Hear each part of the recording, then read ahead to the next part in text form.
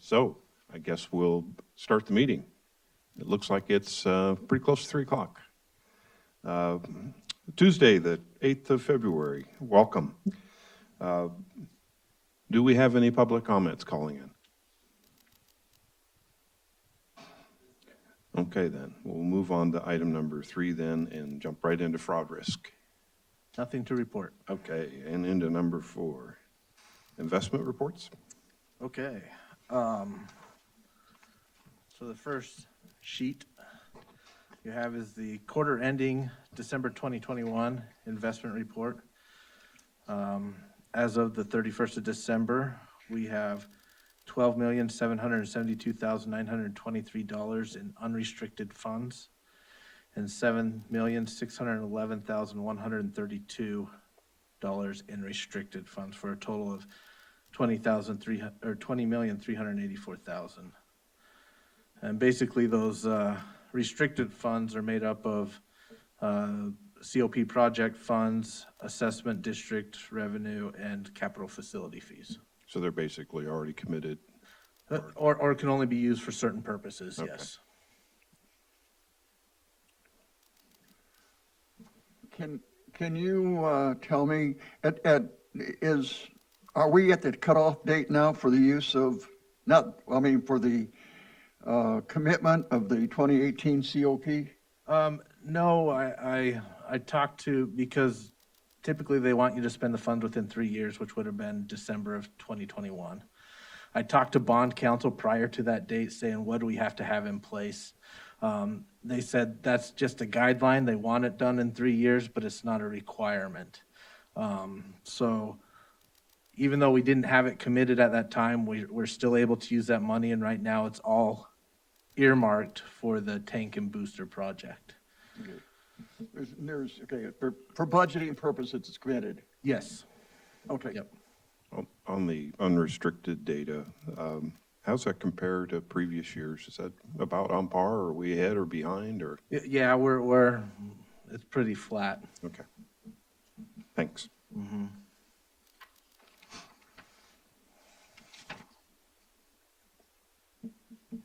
Oh, sorry. Is that it for investment reports? That's all I have, yes. Okay. Any other questions, Stan? Negative. I'm good. Item number 5, financial statements. Okay, so through January of 2022, we have actual revenues of $9.6 million, which is $440,000 approximately better than budget. On the expenditure side, we have expenditures of $10,264,000, which is $33,000 below our anticipated budget. So our net is a negative $655,000 that was anticipated. We're actually $472,000 better than our anticipated budget at this point in the fiscal year. Capital expenditures to date is almost $560,000. Of that, $176,000 is funded by COP. That COP number will start to increase as we get into the project for the tanks and boosters. And we have debt service principal of $648,000.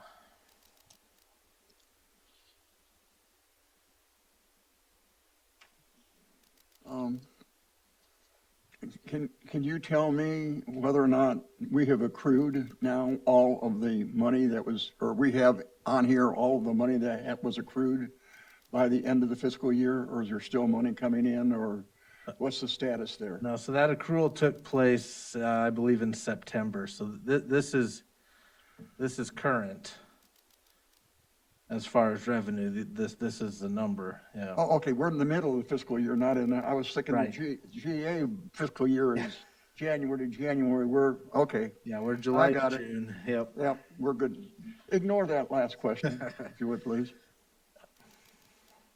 So without me scouring the numbers, that's a nice delta in the right direction. Do you have any anticipations of where that's going to correct itself and get closer to that $801 you got last year?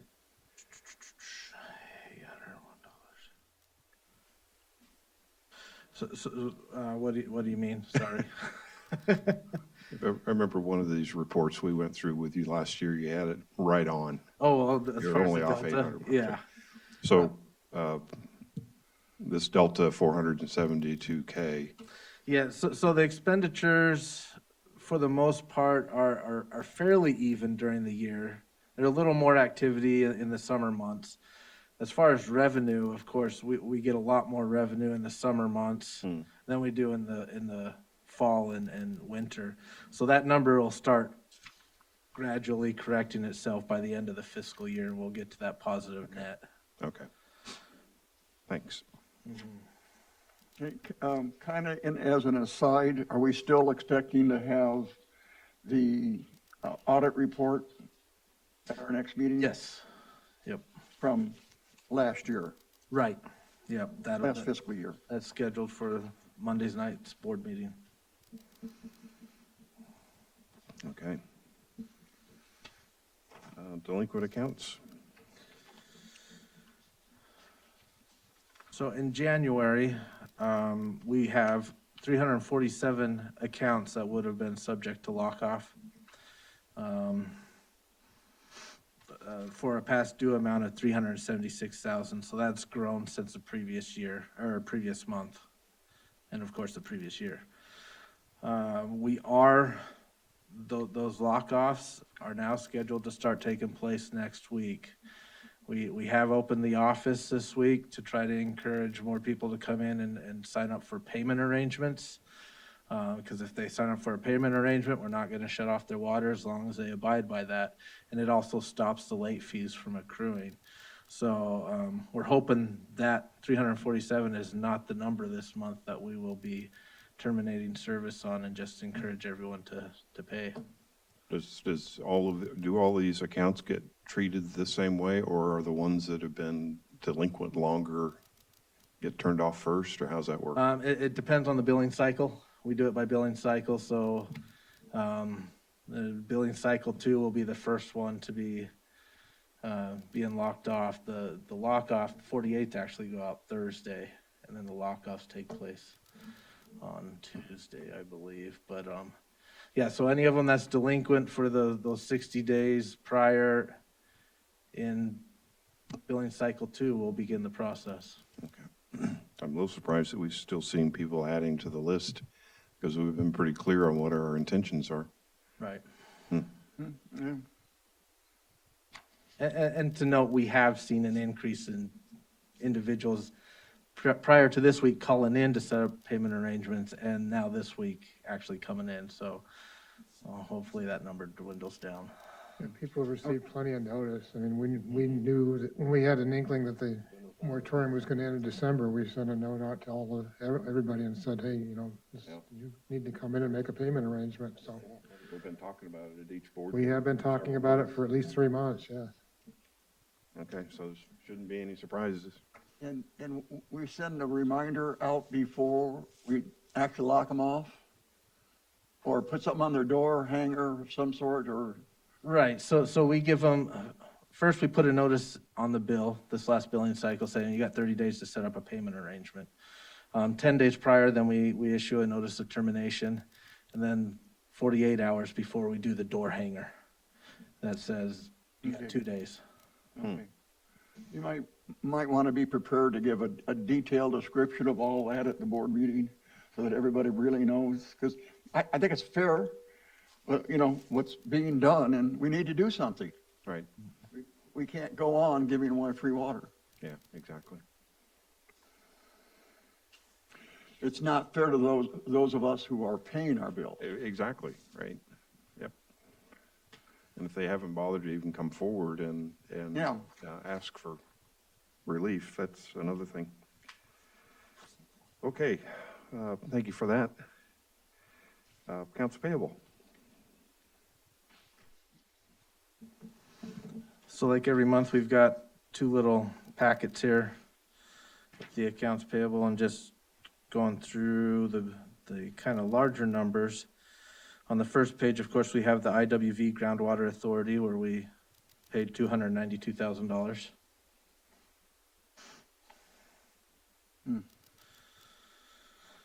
And is that for both both fees? That's both pumping and replenishment. Of course, the lion's share of that being replenishment. Right. But we itemize on what we send out to Yeah. divide it up so that they Yes, don't have to it's do not in any, one check, no. we don't want to have them think. We just, okay. And I send a letter each payment we make for the replenishment fee, I send a letter indicating what the payment is according to schedule. I break out how much goes to the shallow well mitigation fund, so they have that. And then I have that little statement that we are continuing to pay under protest. Great.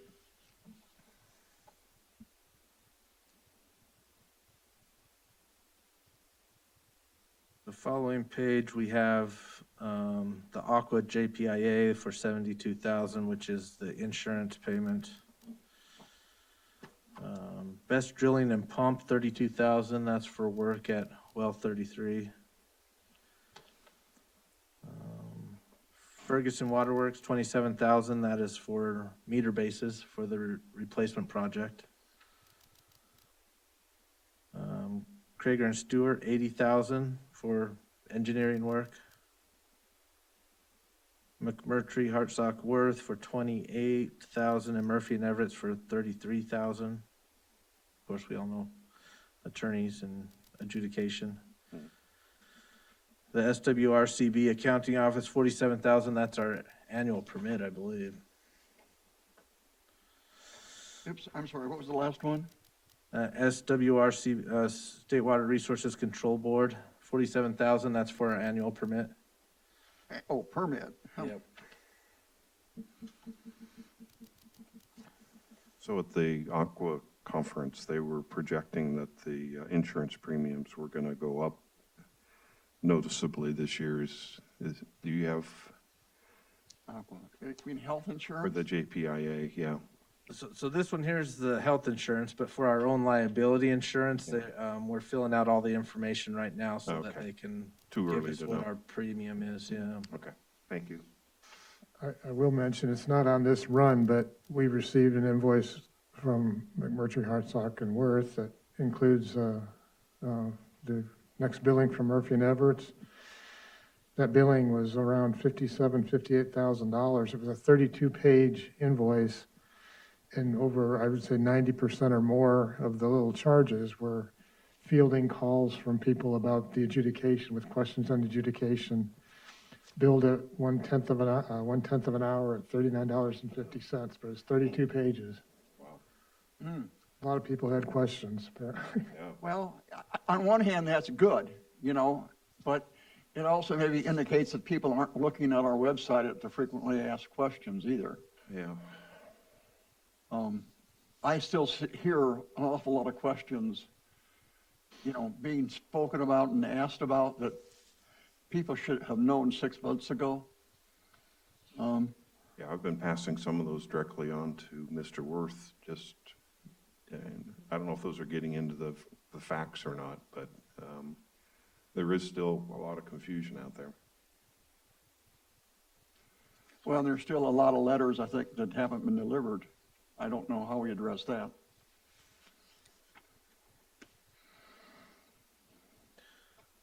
The next page really doesn't have much. There's 5 minor ones. West Water Research and Santa Fe Wind Water Works are the big ones.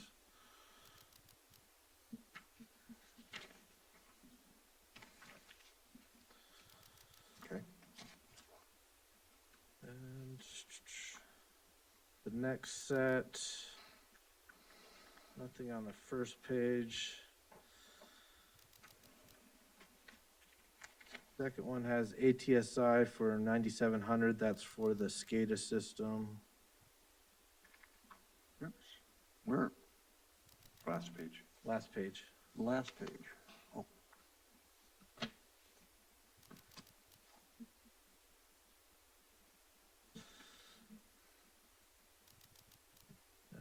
Any questions? No. Not for me. This one will need a recommendation from the committee. Okay. Okay, I'll move that we recommend approval of the budget or cost items I'll second that.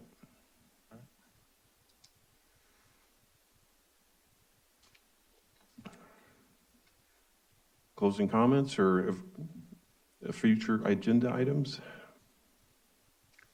None from the interloper. Okay. All right. Well, we will adjourn at, looks like 16 minutes past 3. Thanks, guys. Well,